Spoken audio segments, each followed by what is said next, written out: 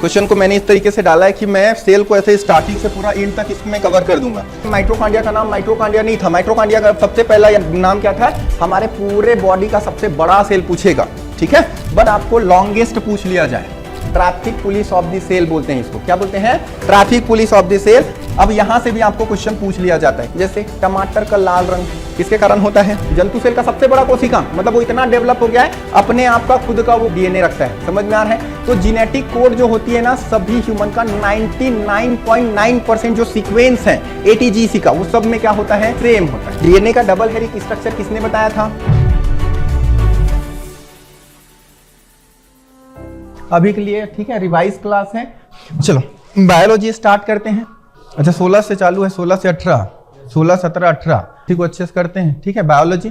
तो बायोलॉजी का सबसे बेसिक से स्टार्ट करते हैं। याद रखोगे सेल टिश्यू वाला चैप्टर, फिर बोल भी रहा था टिश्यू वाला चैप्टर करना ही करके। सेल चैप्टर जब तक समझ में नहीं आएगा तब तक आगे आपको ना टिश्यू नहीं समझ में आएगी, क्योंकि जो ग्रुप ऑफ सेल है वही क्या है? टिश्यूज है। ठीक है, तो पहले सेल चैप्टर समझते हैं। सेल का पूरा क्वेश्चन को मैंने इस तरीके से डाला है कि मैं सेल को ऐसे स्टार्टिंग से पूरा एंड तक इसमें कवर कर दूंगा। तो जो लोग नहीं भी पढ़े होगे ना वो लोग पूरा इसको समझते जाओगे थोड़ा से ना, तो हो जाएगा इसमें। चलो देखते हैं, पहला क्वेश्चन स्टार्ट करते हैं इसमें से। सबसे पहले ही बेसिक क्वेश्चन उठाए हैं, ठीक है। सबसे पहले जीवित कोशिका की खोज किसने की थी? सबसे एकदम बेसिक कोशिका है, ठीक है। तो मैंने ये क्वेश्चन को इसीलिए डाला है, सिंपल से नहीं है ये क्वेश्चन, याद रखोगे। यहाँ पे स्पेशली उसने मेंशन किया है, क्या चीजें मेंशन किया हुआ है? जीवित कोशिका मेंशन किया हुआ है। और जीवित कोशिका और मृत कोशिका दोनों में कुछ डिफरेंस है। यहाँ पे लिखा हुआ है जीवित कोशिका। और याद रखना, अब जितने लोग रॉबर्ट हुक वाले थे, तो रॉबर्ट हुक ने सबसे पहले किसका डिस्कवर किया था? डेड सेल की डिस्कवर किया था। तो पहले डिस्कवरी के ऊपर अब जितना भी क्वेश्चन आता है ना उसको मैं यहाँ पे समझा देता हूँ। तो सबसे पहले देखो, ठीक है, 1665 रॉबर्ट हुक आए। और रॉबर्ट हुक ने क्या करा? तो एक ऐसे याद रखोगे पेड़ था, पेड़ का ये जो छाल है इसको हम लोग कार्क बोलते हैं। अब ये कार्क सेल को इन्होंने लिया और एक स्लाइड पे इन्होंने रखा, इस कार्क को याद रखोगे। और इसको इन्होंने सेल्फ से याद रखोगे, सिंपल याद रखना, एक माइक्रोस्कोप बनाया था और वो सिंपल माइक्रोस्कोप से उन्होंने इसको देखा। जैसे इन्होंने देखा तो इसमें इस तरीके से इन्होंने अलग अलग ऐसे याद रखोगे, इसको बहुत सारा शेप दिखा इस तरीके का। और ये जो शेप दिखा इस तरीके से इनको इन्होंने बोला अ लिटिल रूम। ये वाला इसको इन्होंने सेल नहीं बोला था, याद रखोगे। उन्होंने क्या बोला था? एक छोटा सा कमरा, एक छोटा सा लिटिल रूम बोला था, ठीक है। तो ये वाला इसको लिटिल रूम था और इन्होंने इसमें ये dot dot dot dot structure को नहीं देखा था। सिर्फ ऐसे याद रखोगे कॉर्क को उठाया और ये जो ठीक है सिंपल माइक्रोस्कोप बनाया था इन्होंने, सेल्फ मेड इसका माइक्रोस्कोप था। स्लाइड बना के जब देखा तो उन्होंने इस तरीके से देखा और इन्होंने इसको क्या बोला? अ लिटिल रूम बोला था। उन्होंने उस टाइम पे डायरेक्टली इन्होंने सेल नहीं बोला था उसको, क्लियर है। और उसके बाद याद रखोगे ये जो डिस्कवरी थी कि 1665 में ये पूरा डिस्कवर इन्होंने किया था। इन्होंने हमको देखो, ये तो बात कब की है? 1665, ठीक है। हमको ये कैसे पता कि रॉबर्ट हुक ने इस तरीके से बार्क का लेकर के उन्होंने पूरा ऐसा डिस्कवर किया? याद रखोगे तो उन्होंने ये पूरा डिस्कवरी जो किया था सेल के बारे में, एक बुक था, इन्होंने एक बुक लिखा था। बुक का नाम है माइक्रोग्राफिया, ठीक है। माइक्रोग्राफिया बुक में इन्होंने पूरा इस डिस्कवरी को क्या करा था? मेंशन किया था। तब हमको उस बुक को पढ़ के पता चलता है कि रॉबर्ट हुक ने इस तरीके से उसका डिस्कवर किया था। और ये जो सेल था, ये जो बार्क था, ये क्या था? ये डेड था, याद रखोगे, तो लिविंग नहीं था। तो यहाँ पे हमने याद रखना पहले जीवित कोशिका बोला, जबकि ये तो कैसा सेल था? ये डेड सेल था। तो डेड सेल पूछेगा या सिर्फ आपको कोशिका की खोज पूछेगा? देखो तीन चीज पूछेगा इसमें। सिर्फ आपको कोशिका की खोज पूछा तो वो चाहे डेड या लिविंग तो पूछ नहीं रहा है, तो सबसे पहले जो डिस्कवर किया उन्हीं का नाम आएगा। तो किसका नाम आएगा? रॉबर्ट हुक का नाम आएगा, ठीक है। डेड सेल स्पेशली बोल दिया तब भी याद रखोगे रॉबर्ट हुक का नाम आएगा। बट स्पेशली आपका जीवित कोशिका बोल दिया है तो यहां पे आती है, याद रखोगे, एंटोन वॉन लीवेनहॉक, ठीक है। इसका करेक्ट आंसर क्या है? Anton von Leeuwenhoek. इन्होंने सबसे पहले याद रखोगे एक शैवाल है, याद रखोगे, ठीक है, स्पायरोगायरा शैवाल। उस शैवाल में ना इन्होंने जीवित कोशिका की डिस्कवर किया था। और उस टाइम पे बताया जा रहा था ये कि जब इन्होंने शैवाल में लिविंग सेल डिस्कवर किया तो उन्होंने उसमें बहुत सारे बैक्टीरियल सेल भी देखे थे, क्लियर है। तो यहाँ पे इसका आंसर क्या हो गया? ये हो गया। ये तो मैं बता दिया रॉबर्ट हुक कौन है, ठीक है। इसके बाद आती है, याद रखोगे, अल्टमैन। अल्टमैन किससे रिलेटेड है? कोई बता सकते हो किसकी डिस्कवरी से रिलेटेड है? माइटोकॉन्ड्रिया। देखो यहां पे याद रखोगे माइटोकॉन्ड्रिया के डिस्कवरी में 3 लोग का नाम आता है। एक साइंटिस्ट आते हैं, याद रखोगे, कोलिकर, ठीक है। दूसरा आता है स्टीव बेंडा और तीसरा आता है, याद रखोगे, अल्टमैन। तो ये तीनों ही साइंटिस्ट किसके डिस्कवरी से रिलेटेड है? माइटोकॉन्ड्रिया। तो क्वेश्चन पूछेगा, याद रखोगे कि माइटोकॉन्ड्रिया की खोज किसने की? तो माइटोकॉन्ड्रिया डिस्कवर्ड बाय, याद रखोगे, कोलिकर, एक साइंटिस्ट है, याद रखोगे। तो इसकी खोज में आप बताओगे कोलिकर, ठीक है। अब याद रखोगे माइटोकॉन्ड्रिया को एक टर्म दिया था बायोब्लास्ट। तो ये जो माइटोकॉन्ड्रिया को बायोब्लास्ट बोलने वाले जो साइंटिस्ट थे वो कौन थे? अल्टमैन, याद रखोगे, ठीक है। तो ये माइटोकॉन्ड्रिया से कैसे रिलेटेड है, समझ में आ रहा है? माइटोकॉन्ड्रिया का नाम माइटोकॉन्ड्रिया नहीं था, माइटोकॉन्ड्रिया का सबसे पहला नाम क्या था? बायोब्लास्ट था। वो बायोब्लास्ट नाम किसने दिया था?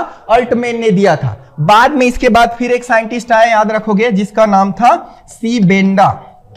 ये साइंटिस्ट आए सी बेंडा, और इन्होंने ये जो नाम है, याद रखोगे, माइटोकॉन्ड्रिया, जो उसको पहले बायोब्लास्ट बोल रहे थे, ये जो याद रखोगे नाम माइटोकॉन्ड्रिया किसने दिया था? सी बेंडा। तो ये तीन साइंटिस्ट है, कोलिकर, डिस्कवरी, याद रखोगे, ठीक है। बायोब्लास्ट किसने बोला था? तो अल्टमैन ने, और सी बेंडा ने माइटोकॉन्ड्रिया टर्म दिया था, ठीक है। क्लियर हो गया? तो यहां से ये डिस्कवरी से रिलेटेड ये सारे आपको क्वेश्चन पूछेंगे, तो ये याद रखोगे। और डिस्कवरी से रिलेटेड कुछ कुछ क्वेश्चन पूछेंगे, तो ये समझ लो। आपको सेल की डिस्कवरी समझ में आ गया। इसी पैटर्न में आपको पूछ लेता है कि न्यूक्लियस या फिर केंद्रक की खोज किसने की थी। तो यहाँ पे जब ये रॉबर्ट हुक जब यहाँ पे डिस्कवर कर रहा था, तो इसमें इसके बीच में छोटे छोटे स्पॉट थे जो उन्होंने नहीं देख पाए थे। क्यों? क्योंकि इसके पास बहुत सिंपल सा माइक्रोस्कोप था, याद रखोगे। जैसे याद रखना, बाद में माइक्रोस्कोप की क्वालिटी बढ़ी तो इसके अंदर ये जो चीजें हैं ये बहुत क्लियरली दिखने लगा। और ये चीजें किसने देखा? इसका नाम ये है केंद्रक, याद रखोगे। और इसको किसने देखा? रॉबर्ट ब्राउन ने देखा। तो नया आ गया, याद रखोगे, केंद्रक की खोज में कौन आ गया? रॉबर्ट ब्राउन, याद रखोगे। उसके बाद बहुत सारे सेल ऑर्गेनेलीज हैं, और अलग अलग सेल ऑर्गेनेलीज को अलग अलग ने डिस्कवर किया। जैसे गोल्गी बॉडी आती है, याद रखोगे। आगे जब सेल के ऑर्गेनेलीज पढ़ते हो, सेल के अंदर जो अंग होते हैं वो पढ़ते हो, तो उसमें गोल्गी बॉडी आती है। उससे रिलेटेड क्वेश्चन पूछता है कि गोल्गी बॉडी की डिस्कवरी किसने की थी? तो कोई बताएगा? गोल्गी बॉडी कैमिलो गोल्जी, ठीक है। गोल्जी बॉडी का नाम ही अपने नाम पर रख दिया था, एक साइंटिस्ट था कैमिलो गोल्जी, और उन्होंने उसको डिस्कवरी किया था, तो उनका नाम उन्हीं के नाम पर रख दिया था, ठीक है। तो इस तरीके से डिस्कवरी से रिलेटेड बहुत सारे क्वेश्चन आते हैं, धीरे से मैं बताऊंगा। फिलहाल अभी इतना ही, ठीक है। नेक्स्ट चलते हैं अगले स्लाइड पे। अगला क्वेश्चन है, देखो, निम्नलिखित की कोशिका सूक्ष्म जीवित कोशिका है। तो यहां पर ये सिंपल से आपको क्या पूछ रहा है? इनमें से कौन सा है, याद रखोगे, जो कि सूक्ष्मतम कोशिका है। सिंपल सा मतलब इस टर्म का वही है, याद रखोगे। यहाँ पे जो जितने भी नाम दिया हुआ है, इसमें सबसे सूक्ष्मतम कोशिका कौन सी है? तो सबसे पहले याद रखोगे, यहाँ पे आपको सबसे स्मॉलेस्ट, याद रखोगे, सेल पूछा गया है। सुनना, स्मॉलेस्ट सेल याद रखोगे। तो यहाँ पर हमारे पास देखो, अभी ऑप्शन में यहाँ पर देखो, बैक्टीरियम दिया हुआ है, ब्रेड मोल दिया है, माइक्रोप्लाज्मा दिया है, वायरस दिया है। क्लियर है? यहाँ पे याद रखोगे बैक्टीरिया, यदि ये ऑप्शन में ये नहीं रहता तो आप लेते, याद रखोगे, बैक्टीरिया आंसर में। सुनना ध्यान से, सबसे याद रखोगे सूक्ष्मतम जो जीवित कोशिका है वो है बैक्टीरिया, और उस बैक्टीरिया का नाम है, याद रखोगे, क्या? माइकोप्लाज्मा ग्लासेप्टिका। इसका पूरा नाम क्या होता है? माइकोप्लाज्मा ग्लासेप्टिका। तो यदि याद रखोगे ये माइकोप्लाज्मा नहीं रहता, सिर्फ बैक्टीरिया ऑप्शन में रहता, तो हम लोग किसको आंसर करते हैं? बैक्टीरिया को। बट वहां पे हमको क्या कर दिया है, वो स्पेशली उस बैक्टीरिया का नाम मेंशन कर दिया है उन्होंने, तो हमने, याद रखोगे, ये लेंगे। तो सबसे हमारे पास, याद रखोगे, सूक्ष्मतम स्मॉलेस्ट सेल होता है, वो कौन होता है? माइकोप्लाज्मा ग्लासेप्टिका होता है। अब यहाँ पे छोटे बड़े से रिलेटेड जितने भी क्वेश्चन बनते हैं ना, ये मैं बता देता हूं आपको। छोटे से बड़े से रिलेटेड आपको क्वेश्चन पूछ लेगा। जैसे कि आपको सबसे छोटा कोशिका समझ में आ गया, तो इसी पैटर्न में आपको सबसे बड़ा सेल पूछेगा, ठीक है। आपको सबसे बड़ा सेल पूछेगा, बड़ा कोशिका, तो किसका होता है? ऑस्ट्रिच के एग का होता है, शुतुरमुर्ग के अंडे का होता है, ठीक। क्लियर है? तो यहाँ पे शुतुरमुर्ग के अंडे का है। इसी पैटर्न में आपको पूछेगा कि मानव शरीर, अब तो ये पूरा वर्ल्ड वाइड, याद रखोगे, सबसे छोटा और सबसे बड़ा हो गया। अब हमारे बॉडी के अंदर का पूछेगा, याद रखोगे, तो मानव शरीर का पूछ लिया, मानव शरीर का। तो मेरे को बताओ, मानव शरीर का सबसे छोटा सेल कौन सा होगा? तो सबसे छोटा सेल कौन सा होगा? तो यहां पर अब ध्यान दोगे, ठीक है। यहां पर वो मेंशन नहीं किया है, याद रखोगे, कि वो किस टाइप का सेल है, जर्म सेल है या सामान्य सेल है, मेंशन नहीं किया है। तो यहां पर सबसे छोटा सेल होती है, याद रखोगे, आरबीसी। आपने पढ़ा होगा, याद रखोगे, आरबीसी इतना छोटा सेल है कि ना तो उसमें डीएनए है, याद रखोगे, ना तो उसमें माइटोकॉन्ड्रिया है। इन जनरल याद रखोगे, सेल में क्या होना चाहिए था? सेल में माइटोकॉन्ड्रिया भी होते हैं, डीएनए भी होते हैं, न्यूक्लियस भी होते हैं, सब होता है। क्लियर है? बट याद रखना, ये जो आरबीसी है, इतना छोटा सेल है, ना तो उसका सेल्फ का खुद का न्यूक्लियस है, ना तो उसमें माइटोकॉन्ड्रिया है। तो जो बड़े बड़े ऑर्गेनेलीज हैं वो अभी डेवलप ही नहीं हुए, इतने छोटे सेल हैं। इसी पैटर्न में, ये तो हो गया आरबीसी, बट इसी में आपको इसी क्वेश्चन में थोड़ा सा चेंज कर दे और क्वेश्चन में आपको पूछ लिया जाए कि सबसे छोटा जनन कोशिका, यहां पे बीच में याद रखोगे मानव शरीर का सबसे छोटा, यहां पे आपको डाल दिया जनन कोशिका, तो ये क्या होगी। अब जनन कोशिका दो ही टाइप के हैं, याद रखोगे, एक स्पर्म है और दूसरा क्या है, ओवम है, ठीक है। एक अंडाणु है और दूसरा क्या है, शुक्राणु है। तो मेरे को बताओ अंडाणु और शुक्राणु में सबसे छोटा और सबसे बड़ा कौन सा है, शुक्राणु सबसे छोटा है। तो यहां पे हम छोटे की बात कर रहे हैं, तो सबसे छोटा आपको जनन कोशिका पूछ लिया जाए तो यहां पर आप आंसर करोगे स्पर्म। क्या आंसर करोगे, स्पर्म, याद रखोगे। अब इसी में याद रखोगे इसी का बड़ा पूछ लिया जाए, इसी का बड़ा जनन कोशिका पूछ लिया जाए तो ओवम, ठीक है, यहां पे ओवम। और ओवम के बारे में एक और याद रखोगे, ये शुक्राणु है और ओवम मतलब अंडाणु है, क्लियर है। ओवम के बारे में एक चीज और आपको याद रखनी है, हमारे पूरे बॉडी का सबसे बड़ा सेल पूछेगा, ठीक है। तो सबसे बड़ा सेल कौन सा होता है, ओवम। सबसे बड़ा जनन सेल भी है, सबसे बड़ा सेल भी है, बट आपको लॉन्गेस्ट पूछ लिया जाए, लंबा, आपको क्या पूछ लिया जाए, लॉन्गेस्ट सेल पूछ लिया जाए, लंबा सेल मानव शरीर का कौन सा है, तब क्या बताओगे आप, न्यूरॉन बताओगे। और न्यूरॉन कभी कभी ऑप्शन में नहीं रहता, तो वहां पे क्या रहेगा, वहां पे आंसर में रहेगा ब्रेन सेल। क्या रहेगा, ब्रेन सेल। समझ में आ गया। तो यहां से आपको याद रखना, छोटे बड़े से रिलेटेड इस तरीके से क्वेश्चन पूछ लिया जाएगा। छोटे बड़े से रिलेटेड कोशिकांग से भी क्वेश्चन पूछता है कि कोशिका के अंदर सबसे छोटा सा अंग कौन सा है, ठीक है। स्मॉलेस्ट सेल ऑर्गेनेलिस क्या होती है, पता है किसी को। जब हम सेल का स्ट्रक्चर बनाते हैं, उसमें न्यूक्लियस बनाते हैं, फिर यहां पे हम क्या बनाते हैं, ईआर बनाते हैं, और रफ ईआर में याद रखोगे हम ऐसे डॉट डॉट डॉट स्ट्रक्चर बनाते हैं। क्या होती है ये होती है राइबोसोम। राइबोसोम, राइबोसोम से छोटे आप ऐसे डॉट डॉट स्ट्रक्चर बनाते हो राइबोसोम का, राइबोसोम से छोटा कोई भी स्ट्रक्चर नहीं बनाते। तो सबसे छोटा याद रखोगे, सेल ऑर्गेनेलिस पूछे, कोशिकांग पूछे, तब किसको आंसर करोगे, राइबोसोम। और सबसे बड़ा पूछ लिया जाए तो, सबसे बड़ा पूछा जाए तो सुनना ध्यान से, सबसे बड़ा तो न्यूक्लियस ही होती है, ठीक है। सबसे बड़ा क्या होती है, न्यूक्लियस ही होती है। बट वहां पे अब क्वेश्चन आपको पूछता कैसे है, सुनो। जंतु कोशिका का सबसे बड़ा कोशिकांग, देखो एक हमारे पास प्लांट सेल है, एक एनिमल सेल है, दोनों में अलग अलग है, याद रखोगे छोटे बड़े चीजें। तो आपको जंतु सेल में पूछा जा रहा है, मतलब एनिमल सेल में, हमारे बॉडी के अंदर, याद रखोगे, ठीक है। लार्जेस्ट याद रखोगे सेल ऑर्गेनेलिस पूछेगा, न्यूक्लियस ऑप्शन में नहीं रहता है, वहां पे ऑप्शन में आपको क्या मिलता है, माइटोकॉन्ड्रिया। क्या मिलता है, माइटोकॉन्ड्रिया। तो न्यूक्लियस के बाद सबसे बड़ा कौन सा है, माइटोकॉन्ड्रिया। और न्यूक्लियस ऑप्शन में नहीं रहता, यही ऑप्शन में रहता है कि जंतु कोशिका में सेल ऑर्गेनेलिस सबसे बड़ा कौन सा होता है, तो माइटोकॉन्ड्रिया। वहीं पे प्लांट सेल का आपको पूछता है तो वैक्यूल लार्ज होता है, बट उससे भी बड़ा चीज होती है प्लास्टिड, लवक, ठीक है। उसमें बहुत अलग अलग टाइप के लवक होते हैं, ल्यूकोप्लास्ट, क्रोमोप्लास्ट, क्लोरोप्लास्ट, ठीक है। तो अब सुन लो यहां से इतना तो आपको पूछेगा ही। इसके बाद याद रखोगे जंतु कोशिका का सबसे बड़ा कोशिकांग, न्यूक्लियस ऑप्शन में नहीं रहता, माइटोकॉन्ड्रिया, ठीक है। प्लांट कोशिका का सबसे बड़ा कोशिकांग, तो वहां पे याद रखोगे न्यूक्लियस ऑप्शन में नहीं रहता, प्लास्टिड लोगे, लवक लोगे। क्लियर है इतना। तो ये आपके छोटे बड़े से रिलेटेड जितने भी क्वेश्चन बनते थे मैंने यहां पे आप लोग क्लियर कर दिया। आगे चलो देखते हैं, निम्न में से कौन सी झिल्ली संयोजी थैली पाचक एंजाइम से भरी होती है। तो सेल का स्ट्रक्चर आपने देखा होगा, और सेल में आपने, ठीक है, सेल में न्यूक्लियस बना लिए, फिर ऐसे ईआर बनाते हो, और यहाँ पे एक थैली बनाते हो, फिर यहाँ पे माइटोकॉन्ड्रिया बनाते हो, अलग अलग चीजें रहती है इसमें। अच्छा, इसमें बहुत सारी चीजें होती है, फिलहाल जो काम का है वो बना दिया, ठीक है। तो यहाँ पर देखो ये हमारे पास सेल है, ठीक है। अब यहाँ पर देखना न्यूक्लियस है, और ये जो होती है थैलस लाइक स्ट्रक्चर, इसको हम लोग क्या बोलते हैं, लाइसोसोम। क्या होता है, लाइसोसोम। अब ये जो लाइसोसोम होती है इसके बारे में थोड़ा सा जानो। लाइसोसोम में क्या होती है, तो इसमें याद रखना ईआर होता है, ये हमारे पास ईआर, और ईआर भी दो टाइप से है, रफ ईआर होता है और स्मूथ। तो ये हमारे पास रफ, जिसके पास याद रखोगे क्या होती है, राइबोसोम होता है, वो क्या होती है, रफ ईआर। और जिसके पास राइबोसोम नहीं होता है वो क्या होती है, स्मूथ एंडोप्लाज्मिक रेटिकुलम होती है। ठीक, क्लियर है।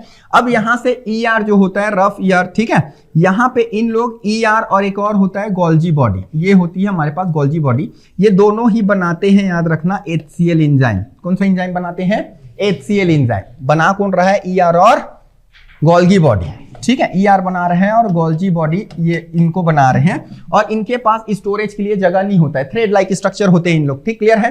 तो इनके पास स्टोरेज के लिए जगह नहीं है, और ये तो थैलस लाइक स्ट्रक्चर है, थैला है, मतलब इसके पास क्या है, स्टोरेज कैपेसिटी है, ठीक है।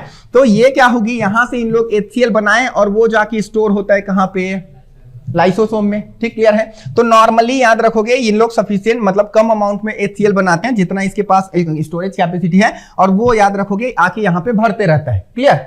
अब कई बार क्या होती है, इन लोग याद रखना सुपर एक्टिव मोड में आ जाते हैं कुछ लोग, ER और गोल्जी बॉडी, मतलब कुछ भी अनबैलेंस कंडीशन आती है उसके कारण ER और ठीक है Golgi body super active mode में आया तो बहुत ज्यादा क्या बनाएगा, HCl बनाएगा। अब देखो समझ लो एक नली है, ठीक है, जिसमें पानी निकल रहा है, उसमें बलून फिट कर दो।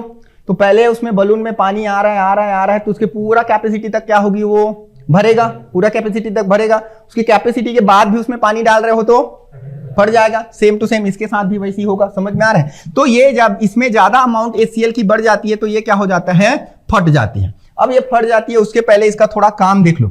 यहां पर जो HCl होता है इसका काम होता है अंतःकोशिकीय पाचन। क्या काम होता है इसका, अंतःकोशिकीय पाचन, नाम से ही क्लियर है। अंतः मतलब इनसाइड में, किसके इनसाइड में, कोशिकी मतलब कोशिका के इनसाइड में क्या करेगा, पाचन करेगा। तो अंतःकोशिकीय पाचन का मतलब समझो, किसी कारणवश याद रखोगे मेरे पास जो माइटोकॉन्ड्रिया है और जो भी चीजें हैं यहाँ पे वो डेड हो गया, मान के चलो मेरे पास ये माइटोकॉन्ड्रिया क्या हो गया, डेड हो गया।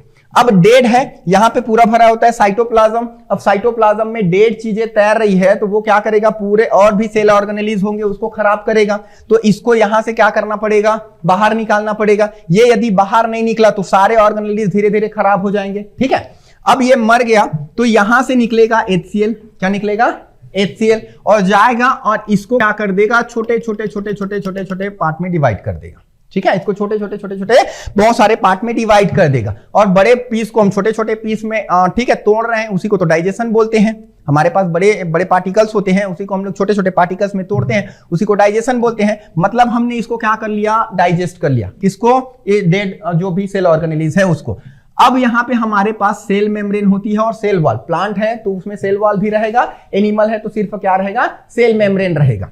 बड़ा चीज यहां से बाहर नहीं जा सकता था, बड़ा चीज बाहर नहीं जा सकता था। यहाँ पे छोटे छोटे होते हैं पोर, यहाँ पे छोटे छोटे पोर मतलब छिद्र होते हैं, क्लियर है। अब हमने इसको बहुत छोटे छोटे पीस में तोड़ दिया तो यहां से ये क्या हो जाएगा, बाहर चले जाएगा, समझ में आ रहा है। तो यहाँ पे ये जो डेड चीज है उसको पचा के हमने उसको बाहर कर दिया। तो ये मेन रोल होता है HCl का। तो समझ में आ रहा है ये HCl का रोल है, मतलब किसका रोल हम लोग पढ़ेंगे, लाइसोसोम का। लाइसोसोम का काम क्या हो गया, अंतःकोशिकीय पाचन। उसके अंदर कौन सा एंजाइम भरी होती है, तो HCl एंजाइम भरी होती है। क्या काम करती है, तो अंतःकोशिकीय पाचन का काम। अब देखो समझना, अब ज्यादा अमाउंट में इन लोग बनाए, ये पूरा फट गया मतलब ये HCl हर सेल ऑर्गेनेलिज के पास है। यहां पर भी HCl याद रखोगे, इसके पास भी, सबके पास HCl का काम क्या है, सबको क्या कर देगा, वो तोड़ देगा, ब्रेक कर देगा, याद रखोगे। तो वहां पे सबके सब सेल ऑर्गेनेलिज क्या हो जाएंगे, डाइजेस्ट हो जाएंगे, और सबके सब अंदर का सेल ऑर्गेनेलिज मर गए, मतलब ये सेल भी क्या हो जाएगा, डेड हो जाएगा। मतलब याद रखोगे ये खुद लाइसोसोम जो कि अच्छा काम करता था, वो इसका ज्यादा अमाउंट होने के कारण, फट जाने के कारण पूरे सेल के विनाश का कारण बन गया, ठीक है, पूरे सेल को ही खत्म कर दिया। इसी कारण इसका एक और नाम है, पता होगा, सुसाइडल बेग या आत्महत्या की थैली। इसीलिए सुसाइडल बेग बोलते हैं या आत्महत्या की थैली बोलते हैं, समझ में आ गया। तो यहाँ पे झिल्ली संयोजित थैली पाचक जिसमें एंजाइम भरी होती है, किसमें एंजाइम भरी है, समझ में आ गया। तो आंसर क्या होगा इसका, क्लियर है। गोल्जी बॉडी के बारे में देख लो, गोल्जी का क्या है तो समझो। यहाँ पे इस तरीके का एक स्ट्रक्चर होती है गोल्जी बॉडी। ये क्या करती है तो यहाँ पर समझो, हमारे पास 3 तरीके के ना RNA होते हैं, ठीक है। RNA कितने तरीके के होते हैं, 3 तरीके के। कौन कौन सा, tRNA, rRNA, mRNA। कितने टाइप के, 3 टाइप के, tRNA, mRNA और rRNA। rRNA का मतलब होता है राइबोसोमल RNA। rRNA मतलब राइबोसोमल RNA। राइबोसोमल का मतलब राइबोसोम का मेन काम होता है प्रोटीन सिंथेसिस, ठीक है, प्रोटीन निर्माण। सिंथेसिस मतलब निर्माण करना। तो यहां पर rRNA यहां पे याद रखोगे क्या करता है, तो बहुत सारा प्रोटीन बनाता है, ठीक है। rRNA क्या करता है, प्रोटीन बनाता है, क्लियर है। फिर tRNA ट्रांसफर RNA, इसका नाम क्या है, tRNA मतलब ट्रांसफर RNA। अब प्रोटीन जहां पे बन गया उसका वहीं पे काम नहीं होता है, प्रोटीन कहीं और पे बनता है और उसका यूज कहीं और पे होता है। तो बना यहाँ पे और ये है उसका टारगेट प्लेस, यहाँ पे हमको प्रोटीन को पहुंचाना है। तो उसके लिए समझना, ये जो गोल्जी बॉडी है इसको यहीं पर ऐसे ना पैकेट बनाएगा। इसको क्या करेगा, एक एक प्रोटीन को नहीं लेकर जाएगा, उसके पूरा क्या बनाएगा, वो बंच बनाएगा। बाइक में आप ठीक है कोई भी चीज को लेकर जाओगे तो पहले बंच बनाओगे, उसको बाद लेके जाते हो, सेम पहले ये उसका ना ऐसे पूरा पैकेट बनाएगा। तो इसको पैकेट ऑफ द सेल भी कहते हैं। किसको, गोल्जी बॉडी, समझ में आ रहा है, गोल्जी बॉडी है। तो पैकेट ऑफ द सेल भी आप पैकेट बनाएगा। उसके बाद टीआरएनए इस गोल्जी बॉडी के रास्ते इसको कहां पे पहुंचा देगा, टारगेट प्लेस में पहुंचा देगा। तो यहां पर ये देखो ये क्या है, एक रास्ता है। गोल्जी बॉडी क्या है, रास्ता है, मतलब वो वहां टारगेट में उसको, टारगेट प्लेस में उसको पहुंचा रहा है। इसीलिए इस गोल्जी बॉडी का एक और नाम है traffic police of the cell बोलते हैं। इसको क्या बोलते हैं, traffic police of the cell, packet of the cell भी बोलते हैं, याद रखोगे। पैकेजिंग करता है तो पैकिंग, ठीक है, पैकेट ऑफ द सेल, और ट्रांसफर करता है इसीलिए ट्रैफिक पुलिस। ठीक है, रास्ते का रिलेशन किससे होता है, ट्रैफिक पुलिस का। तो ये होती है। आगे देखो इंपॉर्टेंट क्वेश्चन है, बहुत इंपॉर्टेंट क्वेश्चन, ध्यान से देखो। प्रोकैरियोटिक राइबोसोम की उप इकाई संरचना क्या होती है। यूकैरियोटिक सेल, प्रोकैरियोटिक सेल पता है सबको। सेल याद रखोगे कितने टाइप से होते हैं, सेल कितने टाइप से होते हैं, on the basis of their development. हम उसके विकास के अकॉर्डिंग हम उसको देखेंगे तो दो प्रकार के हैं, एक प्रोकैरियोटिक सेल है और दूसरा यूकैरियोटिक सेल है। बट हम याद रखोगे उसमें सेल वॉल की प्रेजेंस के बेस पर देखेंगे, कोशिका भित्ति की उपस्थिति के अकॉर्डिंग देखेंगे। तो कितने टाइप के हैं, फिर भी दो टाइप के हैं, एक प्लांट सेल और दूसरा एनिमल सेल। अभी हमारे पास कौन से किससे रिलेटेड क्वेश्चन आया है, प्रोकैरियोटिक और यूकैरियोटिक के रिलेटेड क्वेश्चन आया है। तो मैं पहले प्रोकैरियोटिक और यूकैरियोटिक में थोड़ा सा डिफरेंस बता दूं। तो मेन क्या डिफरेंस है दोनों में, कोई बता सकता है। अच्छा, हमने इसको किसके बिहाफ पर बांटा है, किसके बिहाफ पर, डेवलपमेंट के आधार पर बांटा है। मतलब कोई पहले डेवलप हुआ होगा, कोई बाद में डेवलप हुआ होगा। ठीक, क्लियर है। तो हमारे पास देखो जब सेल बना, ठीक है, जब सेल बना तो स्टार्टिंग में जो सेल थे वो हमारे पास कौन से सेल थे, प्रोकैरियोट। धीरे धीरे धीरे धीरे याद रखोगे, ठीक है, सेल की डिमांड बढ़ने लगी और सेल में नए नए नए नए याद रखोगे ऑर्गेनेलिस इवॉल्व होते गए। जैसे इन्वायरमेंट की डिमांड होती है ना, हमारे बॉडी वैसी चीजों को अडॉप्ट कर लेता है। तो सेम जिस जो इसको जरूरत था वैसी चीजें इन्होंने इन्वायरमेंट से अडॉप्ट कर लिया। तो इसमें बहुत सारी चीजें आती गई आती गई आती गई। ठीक है, तो सबसे पहला नंबर इन दोनों में ठीक है डिफरेंस देखोगे तो ये अल्प विकसित है सेल और ये पूरा पूरा विकसित सेल है। अल्प विकसित सेल है और ये क्या है, पूर्ण विकसित सेल है। ये सेल याद रखोगे, ये जो प्रोकैरियोटिक सेल होती है, अल्प विकसित का मतलब क्या हुआ, अल्प विकसित और पूर्ण विकसित में क्या अंतर है। अल्प विकसित है जिसमें बहुत से कोशिकांग नहीं है, और पूरा पूरा विकसित है मतलब उसमें जितना कोशिकांग प्रेजेंट होना चाहिए एक सेल में वो सारे के सारे प्रेजेंट है। ठीक है, समझ में आ रहा है। तो यहां पर देखो इसमें ना तो केंद्रक होती है, अब केंद्रक नहीं है तो ना तो केंद्रक झिल्ली होगा ना तो केंद्रक द्रव्य होगा, समझ में आ रहा है। बट इसमें केंद्रक क्या होगी, पाया जाएगा। ठीक है, वो डेवलप वाला है। इसमें केंद्रक के छोड़ और बहुत सारे, जैसे आपने देखा ER, इसमें देखा गोल्जी बॉडी, इसमें आपने देखा लाइसोसोम, ये सब भी इसमें नहीं रहेंगे क्योंकि अनडेवलप्ड सेल है, याद रखोगे। और इसमें ये सारी चीजें क्या रहेंगे, प्रेजेंट रहेंगे। ठीक, क्लियर है। थर्ड नंबर याद रखना, एक चीजें जो दोनों में कॉमन रहेगी वो चीजें हैं राइबोसोम, क्योंकि राइबोसोम सबसे छोटा कोशिकांग है, वो बहुत पहले ही डेवलप हो चुका था, याद रखोगे। क्लियर है। तो वो इसमें भी प्रेजेंट था और इसमें भी प्रेजेंट था, दोनों में प्रेजेंट था। तो यहां पर देखो राइबोसोम इसमें भी प्रेजेंट रहेगी और राइबोसोम यहां पर भी रहेगी, राइबोसोम यहां पर भी रहेगी। बट अब यहां पर देखो इसमें हमारे पास होती है कौन सा, 70S टाइप का राइबोसोम, और यहां पे कौन से टाइप का होता है, 80S टाइप का राइबोसोम, 70S और 80S टाइप का राइबोसोम। अब ये 70S और 80S क्या है, ये थोड़ा जानने वाली बात है, तो समझो। राइबोसोम का काम क्या होता है बताया मैंने, प्रोटीन सिंथेसिस। और प्रोटीन क्या होता है, अमाइनो एसिड का चयन होता है। बहुत सारे अमाइनो एसिड जब जुड़ते जाते हैं तो वो जुड़ा हुआ जो एक स्ट्रक्चर बनता है उसको हम लोग क्या बोलते हैं, प्रोटीन बोलते हैं। समझ में आ रहा है। हमारे बॉडी में बहुत सारे टाइप के अमाइनो एसिड हैं, जिसमें से 20 अमाइनो एसिड होते हैं जो कि याद रखोगे प्रोटीन बनाने में काम करते हैं। प्रोटीन कहने का मतलब आपका हार्मोन सारे के सारे प्रोटीन है, आपके एंजाइम सारे के सारे प्रोटीन है, एंटीबॉडी वगैरह सब बनती है ना, सब के सब प्रोटीन है। ठीक, क्लियर है। तो अब देखो हमारे पास ऐसे ना टोटल 20 टाइप के अमाइनो एसिड होते हैं। ठीक है, अमाइनो एसिड, अभी ये अमाइनो एसिड है। और हमारे पास याद रखोगे ऐसे राइबोसोम के दो सब यूनिट होते हैं, एक याद रखोगे ऊपर में छोटा वाला और नीचे में क्या होती है, बड़ा वाला। क्लियर है। यदि मैं इसकी बात करूं, किसकी, प्रोकैरियोटिक सेल के। तो प्रोकैरियोटिक में ऊपर जो छोटा सब यूनिट होगा वो 30 रहेगा, याद रखोगे, और बड़ा जो सब यूनिट रहेगा वो कितना होगा, 50 रहेगा। 30 और 50 समझ में आ रहा है। अब यहां पे देखो इनका काम ध्यान से समझो। यहां पे आती है हमारे पास mRNA। क्या आता है, mRNA, ठीक। mRNA के पास टेम्पलेट होता है। टेम्पलेट, अब थोड़ा से सुन लो। टेम्पलेट मतलब ना इसमें बहुत सारे अमाइनो, ठीक है, नाइट्रोजन बेस के पेयर होते हैं। ATGC ऐसा आप लोग पढ़ोगे डीएनए में, ठीक है। Purine base, pyrimidine base, AT के साथ जुड़ता है, GC के साथ, तो इसमें बहुत सारा पैटर्न होता है। वो सारे पैटर्न को हम लोग ये ना, ठीक है, क्या बोलते हैं, टेम्पलेट बोलते हैं। क्लियर है। अब ये टेम्पलेट जिसमें इसमें कोड रहता है, ATGC का कोड रहता है, वो डिसाइड करता है कि कौन कौन से अमाइनो एसिड से हमको कौन कौन सा प्रोटीन बनाना है। ठीक, क्लियर है। तो क्या होती है यहां पर समझना, tRNA होता है, tRNA। ये tRNA इसको पकड़ पकड़ के लेकर आता है यहां पर, ठीक है, पकड़ पकड़ के लेकर आएगा कौन, tRNA। और ये याद रखना, ये जो mRNA है ये जाएगा किसके, इन दोनों के बीच में। क्लियर। यहां से एक हमारे पास आता है, सुनो, यहां से हमारा एक अमाइनो एसिड आया, दूसरा tRNA फिर तुरंत क्या करेगा, दूसरा अमाइनो एसिड को लेकर आएगा, फिर तीसरा tRNA क्या करेगा, तीसरा अमाइनो एसिड को लेकर आएगा। और यहां पे ये दोनों, इन दोनों को ऐसे याद रखोगे, बॉन्ड से जोड़ते जाएंगे। दोनों इनको क्या करते जाएंगे, बॉन्ड से जोड़ते जाएंगे। यहां पे ये चीजें, ये टेम्पलेट प्रोवाइड कर रहा है, ये डिसाइड करेगा, ये mRNA डिसाइड करेगा कि कौन सा अमाइनो एसिड आएगा। ये क्या डिसाइड करेगा, कौन सा अमाइनो एसिड, ठीक आएगा। टी वाला क्या करेगा, अब डिसाइड पता चल गया कि ये वाला, याद रखना, हमारे पास अमाइनो एसिड डिसाइडेड है, तो tRNA उसको लेकर आएगा यहां पे।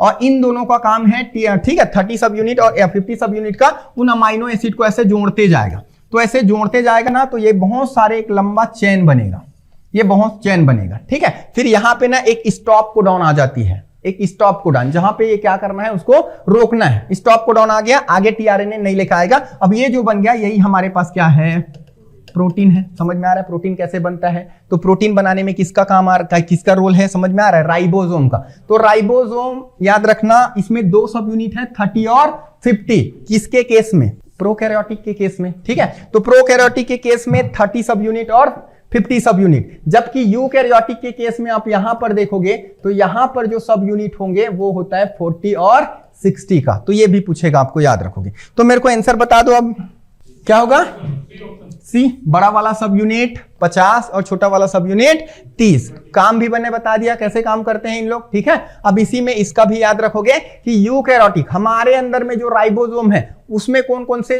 सब यूनिट है, तो उसमें 40S, और कभी भी आपने ये नहीं वो कैलकुलेट करना है कि इसमें 70 है, तो यहाँ पे कोई 70 वाला भी ऑप्शन आपको हो सकता है, जिसको आपस में जोड़ करके 70 हो। देखो इन दोनों को जोड़ने पर 70 आ रहा है क्या, नहीं आ रहा, 80 आता है, फिर भी ये 70S बोलते हैं। ये चीजें अलग है, इनके सब यूनिट अलग है।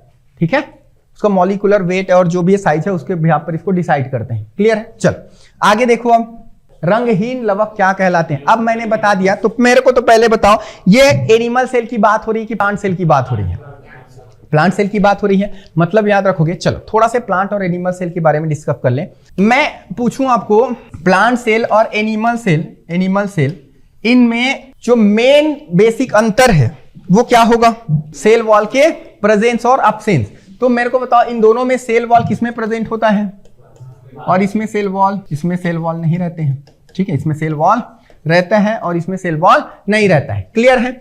अब यहां पर देखो ध्यान से, बहुत सारी चीजें हैं जो प्लांट सेल में है, एनिमल सेल में नहीं होती है। तो एक तो मैंने बता दिया सेल वॉल, दूसरा याद रखोगे प्लास्टिड, प्लास्टिड इसमें प्रेजेंट रहेगा, इसमें प्लास्टिड एब्सेंट रहेगा। ठीक। थर्ड नंबर का याद रखोगे, प्लांट सेल में इसके जो वॉक्यूल्स होते हैं, रिक्तिकाएं बोलते हैं, रिक्तिकाएं, ये कैसे होती है, बड़ा साइज का होता है। मतलब इसमें प्लांट सेल में स्टोरेज के लिए याद रखोगे क्या होती है, बड़ा रहेगा। ठीक, क्लियर है। और एनिमल सेल में क्या होती है, छोटा रहता है। तो इसमें रिक्तिकाएं बड़ी होगी, इसमें रिक्तिकाएं क्या होगी, छोटी होगी। ठीक है, समझ में आ रहा है, छोटी होगी। अब यहां पर देखो, यहां पे हमको लवक की बात की जा रही है, यहां पे लवक तक हम पहुंच गए कि ये सिर्फ याद रखोगे किसका क्वालिटी है, प्लांट सेल की। एनिमल सेल में ये तो नहीं होता है। ठीक। अब देखो, ये जो प्लास्टिड है, कितने टाइप का होता है प्लास्टिड हिंदी में क्या बोलते हैं, लवक। ठीक है। अब ये हमारे पास ना 3 टाइप के हैं, कौन कौन सा, क्लोरोप्लास्ट, ठीक है, दूसरा ल्यूकोप्लास्ट, ठीक है, और थर्ड क्रोमोप्लास्ट। तो ये हमारे पास 3 तरीके के लवक प्रेजेंट होते हैं किसमें, प्लांट में। क्लोरोप्लास्ट, इसके अंदर याद रखोगे प्रेजेंट होती है क्लोरोफिल। क्या प्रेजेंट होगा, क्लोरोफिल। क्लोरोफिल मतलब पर्णहरित।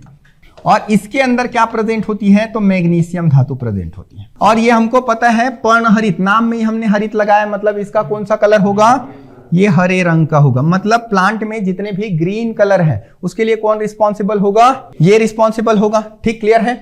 नेक्स्ट याद रखोगे ल्यूकोप्लास्ट। नेक्स्ट क्या है, ल्यूकोप्लास्ट। ल्यूको का मतलब होता है, देखो WBC समझते हो, उसका साइंटिफिक नेम क्या होता है, वो तो WBC व्हाइट ब्लड सेल सामान्य नाम हो गया। मैंने क्या बोला, उसका साइंटिफिक नेम होता है। जैसे RBC को हम इरिथ्रोसाइट्स बोलते हैं, वैसे WBC को, तो वो ल्यूको, समझ में आ रहा है। ल्यूको टर्म कहां पे यूज हो रहा है, व्हाइट के लिए। तो ल्यूको का मतलब ही होता है, याद रखोगे साइंस में, व्हाइट। ठीक है, ल्यूको का मतलब क्या होता है, व्हाइट। साइनिन का मतलब होता है ब्लू। ठीक है, हीमो का मतलब होता है रेड। क्लियर है, तो अलग अलग ऐसे डिसाइडेड है। तो ल्यूको मतलब हो गई, याद रखोगे व्हाइट। प्लास्टिड मतलब, प्लास्ट मतलब प्लास्टिड, लवक। तो ये कैसा रहेगा, श्वेत।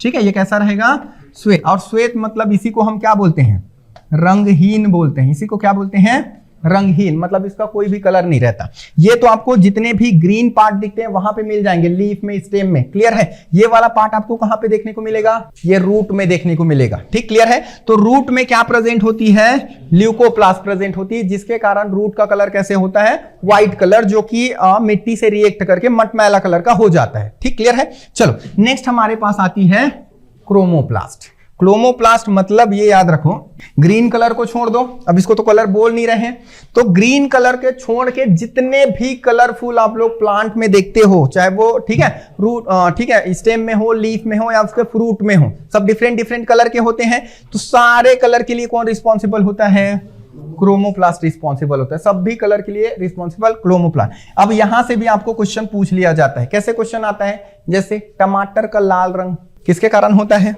एक क्रोमोप्लास्ट के कारण होगा।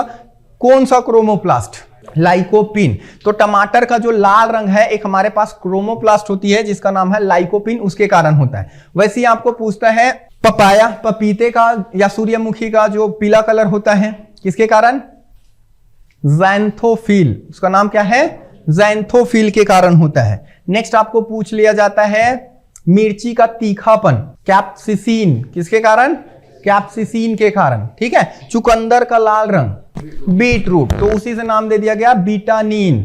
चुकंदर का लाल रंग किसके कारण, बीटानीन के कारण। वैसे कैरोट का जो भी कलर है, कैरोट मतलब कैरोटीन। ठीक है, तो वो सब रिलेटेड क्वेश्चन यहां से है, याद रखोगे।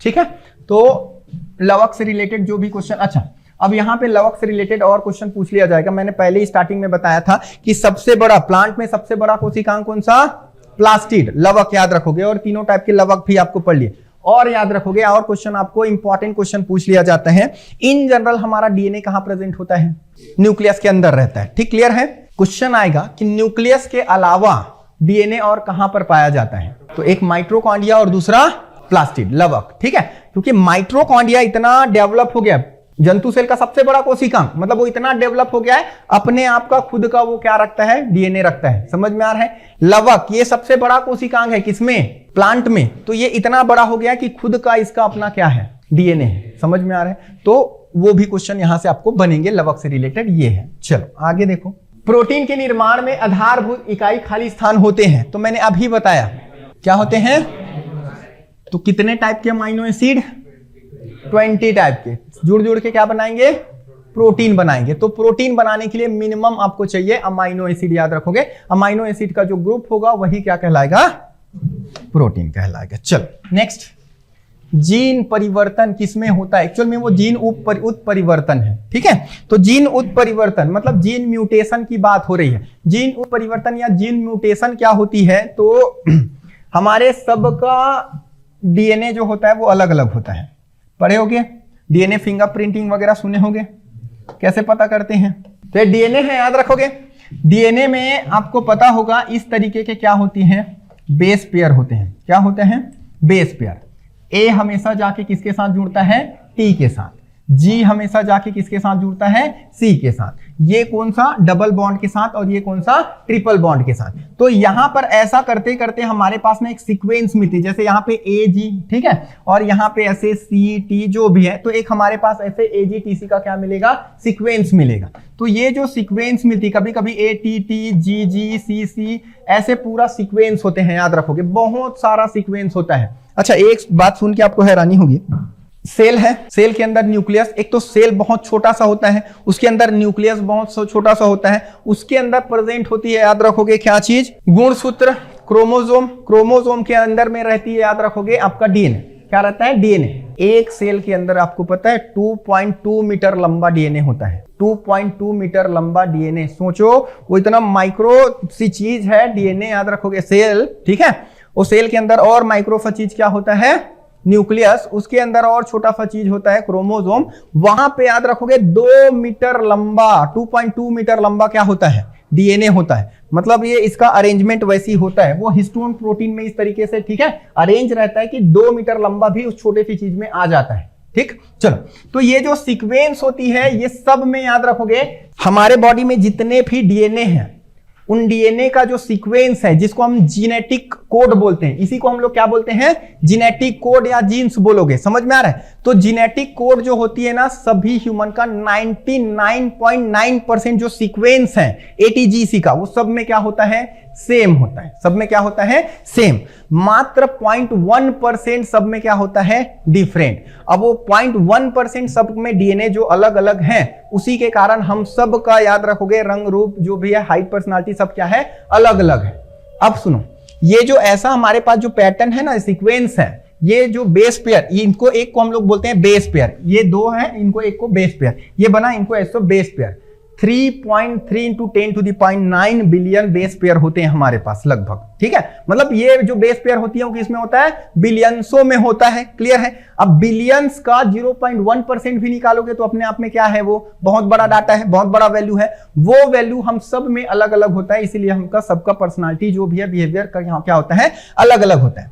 अब कभी कभी क्या होता है, यहाँ पे म्यूटेशन हो जाती है, चेंज हो जाता है, ठीक है, म्यूटेशन हो जाती है, चेंज हो जाता है। होना चाहिए था टी के बाद सी, होना चाहिए था टी के बाद क्या, सी। कोई भी कुछ भी अनबैलेंस कंडीशन आया जिसके कारण यहां पे टी के जगह कुछ दूसरा आ गया, मान के चलो ये जो सीक्वेंस है इसके जगह पे सी सी और यहां पे टी वाला सीक्वेंस है, तो इस सी के जगह में टी रिप्लेस हो गया, इस सी के जगह में क्या रिप्लेस हो गया, टी रिप्लेस। इसको हम लोग बोलते हैं म्यूटेशन, उत्परिवर्तन। इसको क्या बोलते हैं, म्यूटेशन, उत्परिवर्तन। अब यही जो ये जो कोड है ना, यही डिसाइड करता है कि हाइट कितनी होगी, पर्सनालिटी कितनी होगी, कलर कैसे होगा, ठीक है, आई कितना साइज का रहेगा, नोज कितना फाइट, ये सारे कोड इनमें सब में कोड रहता है और यही सारे कोड डिसाइड करते हैं। अब ये इसमें म्यूटेशन हो गया, मतलब चेंज आ गई, सीक्वेंस क्या हो गया, बिगड़ गया। जहां पर का सीक्वेंस बिगड़ा, मान के चलो कि ये हमारे बॉडी कलर का सीक्वेंस है, म्यूटेशन आ गई, तो अब वो जैसा बॉडी कलर था वैसा बॉडी कलर नहीं होगा, इस सीक्वेंस के अकॉर्डिंग जो बॉडी कलर मिलता था ना, वो बॉडी कलर मिलेगा। तो उत्परिवर्तन, जीन परिवर्तन समझ में आ गया आपको, ठीक, क्लियर है। किसमें होगी, किसमें हो रही है, आ गया समझ में ये चीजें। चलो आगे देखो, बता ही दिया इसको तो, ठीक। चलो नेक्स्ट बता दो, क्या काम होता है आरएनए का, पाचन की क्रिया में सहायक करना, प्रोटीन संश्लेषण में सहायक करना, दोनों इनमें से कोई भी नहीं।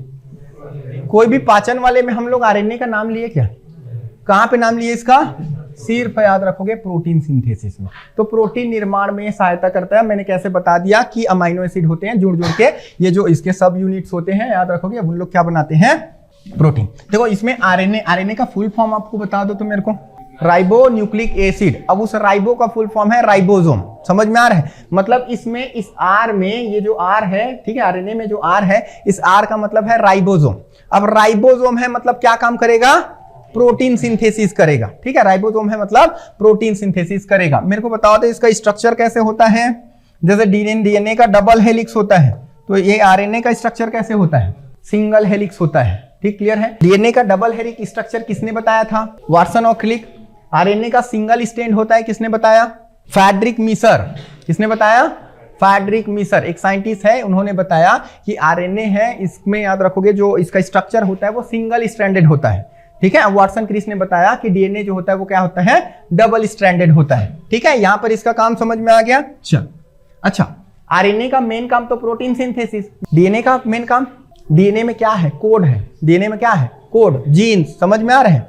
अब उस कोड को, उस जीन को जनरेशन टू जनरेशन क्या करता है, वो ट्रांसफर करता है। तो डीएनए का मुख्य कार्य क्या हो गया, डीएनए का मुख्य कार्य है एक जो कैरेक्टर है, ठीक है, उस कैरेक्टर को जनरेशन टू जनरेशन पहुंचाने का काम डीएनए का होता है। प्रोटीन बनाने का काम किसका होता है, आरएनए का। और डीएनए से ही क्या बनता है, आरएनए बनता है। एक डीएनए है, याद रखो, डीएनए का फुल फॉर्म क्या होता है, डीऑक्सी राइबो न्यूक्लिक एसिड। सामने से डीऑक्सी टर्म है, उसको निकाल दो, बच जाता है। ठीक है, आरएनए तो उसी से ही बनता है। चल नेक्स्ट, डीएनए का मूल मात्रक है, बताओ।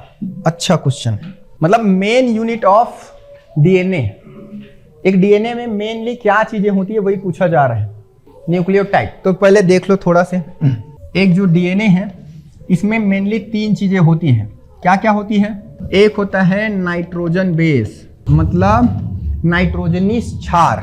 दूसरा इसमें होता है पेंटोस शुगर, ठीक। और थर्ड क्या होता है, फॉस्फेट ग्रुप, ठीक। ये 3 चीजें प्रेजेंट होती है किसमें, डीएनए में। अब यहाँ पे जो नाइट्रोजन बेस होती है, इसमें भी 2 तरीके के नाइट्रोजन बेस होती है। कौन कौन सा, प्यूरिन और दूसरा पिरिमिडिन। तो इसमें भी 2 तरीके के बेस होते हैं, प्यूरिन और पिरिमिडिन। प्यूरिन में 2 तरीके के होते हैं, कौन कौन सा, एडेनिन और गुआनिन, ठीक। और यहाँ पे साइटोसिन और थाइमिन, और एक और होता है यूरासिल। हालांकि यूरासिल कब रहेगा, जब ये आरएनए रहेगी। यहां पे डीएनए के केस में यूरासिल नहीं रहती है, ठीक, क्लियर है, सुनना ध्यान से। आरएनए डीएनए में बस इतना ही फर्क होगा, स्ट्रक्चर, ये वाला स्ट्रक्चर की बात करो तो यदि ये आरएनए रहा तो यहां पे टी नहीं रहेगा, टी के जगह में क्या रहेगा, यू रहेगा। यदि ये डीएनए है तो इसमें यू नहीं रहेगा, यू की जगह में क्या रहेगा, टी रहेगा, ठीक है। ये चीजें होंगी, ठीक है। अब ये सारी चीजें प्रेजेंट होती है किसमें, इसमें। इन दोनों को एक साथ हम लोग बोलते हैं न्यूक्लियोसाइड। इन दोनों को, मतलब इतने टर्म को, पेंटोस शुगर ले लो और नाइट्रोजन बेस ले लो, इनको हम लोग क्या बोलते हैं, न्यूक्लियोसाइड बोलते हैं। इनको हम लोग बोलते हैं न्यूक्लियोसाइड। ये है न्यूक्लियोसाइड। और इस न्यूक्लियोसाइड में आप किसको मिला दो, फॉस्फेट ग्रुप को मिला दो, तो इनको मिला के ये बन जाती है क्या, न्यूक्लियोटाइड। इसमें बन जाती है न्यूक्लियोटाइड, ठीक है, समझ में आ रहा है। मतलब हम इस पूरे डीएनए को क्या बोल सकते हैं, न्यूक्लियोटाइड। क्या बोल सकते हैं, न्यूक्लियोटाइड। तो इसका मूल बेसिक यूनिट क्या हो जाएगा, न्यूक्लियोटाइड हो जाएगी। तो न्यूक्लियोसाइड भी क्या होती है समझ में आ गया, प्यूरिन पैरामिडिन बेस क्या होती है समझ में आ गया। अब ये डीएनए का जो हमारे पास, याद रखोगे, स्ट्रक्चर होती है, ये स्ट्रक्चर में यहां पे हमेशा याद रखोगे, ए जाके किसके साथ जुड़ता है, टी के साथ। तो एक स्ट्रैंड होती है ना, वो होता है हमेशा प्यूरिन बेस का स्ट्रैंड, और दूसरा स्ट्रैंड होती है किसका होता है, पैरामिडिन बेस का स्ट्रैंड, ठीक, क्लियर है। तो हमेशा प्यूरिन बेस जाके किसके साथ जुड़ता है, पैरामिडिन बेस के साथ, और ए हमेशा जाके जुड़ता है टी, और कौन से बॉन्ड से, डबल बॉन्ड। वो डबल बॉन्ड कौन सा बॉन्ड होगा, हाइड्रोजन बॉन्ड होता है, डबल हाइड्रोजन बॉन्ड होता है वो, ठीक है। चल, तो यहां पे इसका आंसर हो गया न्यूक्लियोटाइड। आगे देखो, खोज से रिलेटेड क्वेश्चन है, अभी अभी पेपर में आया था रेलवे के किसी एग्जाम में। अभी ये बताएं आपको, ये पता है सबको, डीएनए का डबल स्ट्रैंडेड स्ट्रक्चर किसने दिया था, वाटसन और क्रिक। तो ये चला गया, इस पे याद रखना, मतलब ए का क्या हो गया, थर्ड। तो ए का थर्ड किसमें दिख रहा है आपको, इसमें दिख रहा है या इसमें। अभी आप कंफर्म नहीं बोल सकते कि ये होगा या ये होगा, ठीक है। चलो दूसरा मैच करके बता दो। ब्लड ग्रुप, ब्लड ग्रुप की डिस्कवरी पढ़े हो ना सबके सब, लैंड स्टीनर ने किया था। तो ब्लड ग्रुप हो गया, याद रखोगे, लैंड स्टीनर। अभी भी हमको परफेक्ट आंसर नहीं पता चला क्योंकि दोनों में है, अभी भी ये दोनों ही हो सकते हैं। अब इन दोनों में से कोई एक ना एक आपको जानना ही पड़ेगा, समझ में आ रहा है। तो ये होती, याद रखोगे, जंपिंग जीन। क्या होती है, जंपिंग जीन। इसकी डिस्कवरी किया था, याद रखोगे, ठीक है, बारबरा मैक्लिंटॉक, ठीक है। अब हम मैच कर सकते हैं। अब सी का क्या हो जाएगा, 2। सी का 2 किसमें दिख रहा है आपको, ठीक, ये ऑप्शन। तो यहां पे ऑटोमेटिकली याद रखोगे, रेगुलेटरी जीन का डिस्कवरी किसमें आ जाएगा, जेकब और मोनोड में आ जाएगा, क्लियर है। तो ये आपको याद रखनी है, ये आपको पता था, पहले से आप लोग पढ़ते हो। 2 चीजें आपको नया पता चल गया, याद रखोगे, जंपिंग जिंग और रेगुलेटरी जिंग। हालांकि ये लोग होते क्या है उसको पूरा भी डिस्कस करने का टाइम नहीं है, कभी मेन क्लास चलेगा ना तो मैं जंपिंग जिंग, रेगुलेटरी जिंग क्या होती है मैं पूरा उसको बता दूंगा, ठीक।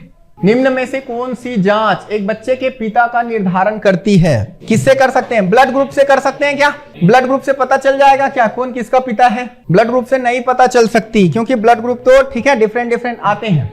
किससे? टिश्यू कल्चर से भी पता चलेगा क्या? सेल को देख के पता चल जाएगा मेरे को। टिश्यू कल्चर मतलब समझते हो, सेल को काट पीट की स्टडी कर रहे हैं, वही टिश्यू कल्चर। क्लियर? नेक्स्ट कर सकते हैं डीएनए फिंगरप्रिंटिंग से। डीएनए फिंगरप्रिंटिंग का 3 ही जगह पे यूज होता है। कहां पे? एक तो माता पिता के पहचान के लिए, मतलब पिता के पहचान के लिए, पेरेंट्स के पहचान के लिए करते हैं। दूसरा हम लोग याद रखोगे चोर को पहचान सकते हैं, ठीक है। और थर्ड बलात्कारियों को पहचानते हैं। तो ये 3 याद रखोगे होती है जहां पे हम डीएनए फिंगरप्रिंटिंग यूज करते हैं। डीएनए फिंगरप्रिंटिंग के बारे में और जानते हो कुछ? कैसा किया जाता है डीएनए फिंगरप्रिंटिंग? डीएनए फिंगरप्रिंटिंग के 4-5 स्टेप हैं, कैसे करते हैं। सबसे पहले हम लोग याद रखोगे, ठीक है, डीएनए को आइसोलेट करेंगे, जहां पे जिसका भी हमको डीएनए मैच करना है, जिसको भी डीएनए पता करना है, ठीक है, वहां से डीएनए आइसोलेट करेंगे। आइसोलेट करके वहां से डीएनए को निकाला जाता है। निकालने के बाद याद रखोगे उस डीएनए का बहुत सारा फ्रेगमेंटेशन किया जाता है। फ्रेगमेंटेशन मतलब मैंने बोला ना कितना मीटर लंबा डीएनए होता है? 2.2 मीटर लंबा डीएनए होता है। उसको हम छोटे छोटे किस में बांट देंगे? फ्रैगमेंट में तोड़ देंगे। फ्रैगमेंट में तोड़ने के बाद हमारे पास हम एक मशीन होता है जिसका नाम होता है जेल इलेक्ट्रोफोरेसिस। मशीन का नाम क्या होता है? Gel electrophoresis. डीएनए में खुद का चार्ज होता है ना, वो नेगेटिव चार्ज होता है। डीएनए का खुद का चार्ज कैसे होता है? Negative charge. यहाँ पे हमारे पास ना एक जेल इलेक्ट्रोफोरेसिस मशीन होती है, वहां पे ना इस तरीके का हमारे पास एक नेगेटिव और पॉजिटिव टर्मिनल होता है। नेगेटिव और पॉजिटिव टर्मिनल्स होती है, और इसमें ऐसे ना बहुत सारे वेल्स लगे होते हैं, ऐसे अलग अलग वेल्स लगे होते हैं। क्लियर? अब हमने डीएनए को आइसोलेट करा, उसको छोटे छोटे क्या कर दिया? फ्रेगमेंट में तोड़ दिया। तोड़ने के बाद हमको क्या करते हैं? हम उस डीएनए को यहाँ पे ऐसे डाल देते हैं। उस डीएनए को क्या कर देते हैं? यहाँ पे डाल देते हैं। जैसी टर्मिनल में आप याद रखोगे करंट सप्लाई करोगे, डीएनए में कौन सा चार्ज? नेगेटिव नेगेटिव आपस में क्या होगा? रिपल्सन।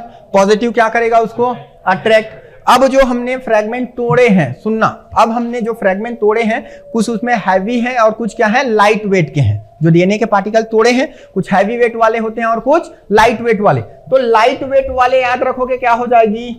ज्यादा इधर चले जाएगी पॉजिटिव वाले की तरफ। हैवी वेट वाले यहीं पर रुक जाएगा। हैवी वेट वाले क्या होगा? यहीं पर रुक जाएगा। समझ में आ रहा है? तो एक मेरे को पैटर्न पता चलेगा। क्या पता चलेगा? पैटर्न। जैसे मेरे पास यहाँ पे ऐसा पैटर्न पता चला है, ये मेरा पैटर्न है, ये समझ में आ रहा है? ये जो पैटर्न होगी ना, ये जो पैटर्न हर पर्सन का पैटर्न अलग अलग रहेगा। ये पैटर्न हर पर्सन का पैटर्न अलग अलग होगा। समझ में आ रहा है? अब किसी का देखो, मान के चलिए बच्चे का पैटर्न ये है, सेम टू सेम हमने जो हमारे पास सस्पेक्ट है, 2 अलग अलग बोल रहे हैं कि मेरा बच्चा है, जो भी बोल रहे हैं, दोनों सस्पेक्ट का क्या करेंगे? डीएनए आइसोलेट करेंगे, फ्रैगमेंटेड करेंगे और सेम ये देखेंगे। अब ये देखने के बाद ये करेंगे तो उसके पेरेंट्स में भी कम से कम मिनिमम 70% ये याद रखोगे जो पैटर्न है वो फॉलो होगा। याद रखोगे। समझ में आ रहा है? क्योंकि डीएनए क्या होती है, वो कैरेक्टर क्या होते हैं? ट्रांसफर होते हैं। तो डीएनए भी ट्रांसफर हुआ है तो फिर वहां पे ठीक है पेरेंट्स का डीएनए उसमें रहेगा। तो ये जो पैटर्न मिलेगा याद रखोगे वो 70% याद रखना उसके फादर से मैच करेगा। तो दोस्त हमारे पास सस्पेक्ट है जिसका सेम टू सेम यही पैटर्न या इसी तरीका का पैटर्न है, वही उसका क्या होगा? पेरेंट्स होगा। ये हम लोग इससे पता कर लेते हैं। समझ में आ गया डीएनए फिंगरप्रिंटिंग कैसे करते हैं? तो ये होती है। चलो नेक्स्ट याद रखोगे, देखो क्या है, पढ़ो। कोशिका के 4 अवयव में उस कोशिका को पहचानिए जो पौधों की कोशिका में पाया जाता है किंतु जानवर की कोशिका में नहीं पाया जाता। कहां से रिलेटेड क्वेश्चन है? डिफरेंस बिटवीन एनिमल सेल और प्लांट सेल। आपको डिफरेंस पता है एनिमल सेल और प्लांट सेल का, तो आप लोग इसको इजीली से कर सकते हो। ठीक है, तो क्या क्या बेसिक डिफरेंस है प्लांट और एनिमल सेल में? पहले तो सेल वॉल प्लांट में प्रेजेंट है, एनिमल में प्रेजेंट नहीं है। प्लास्टिड प्लांट में प्रेजेंट है, एनिमल में प्रेजेंट नहीं है। एक और मेन जो डिफरेंस है जो कि कभी ना कभी आपको पूछा ही जाएगा, याद रखोगे, प्लांट में जो फूड स्टोर होती है किसके फॉर्म में होती है? स्टार्च के फॉर्म में। एनिमल्स में ग्लाइकोजन के फॉर्म में। हमारा लीवर, ठीक है, लीवर में इंसुलिन उसको क्या कर देगा? ग्लूकोज, एक्स्ट्रा ग्लूकोज को ग्लाइकोजन में कन्वर्ट कर देती है, वहां पे लीवर में वो स्टोर रहती है।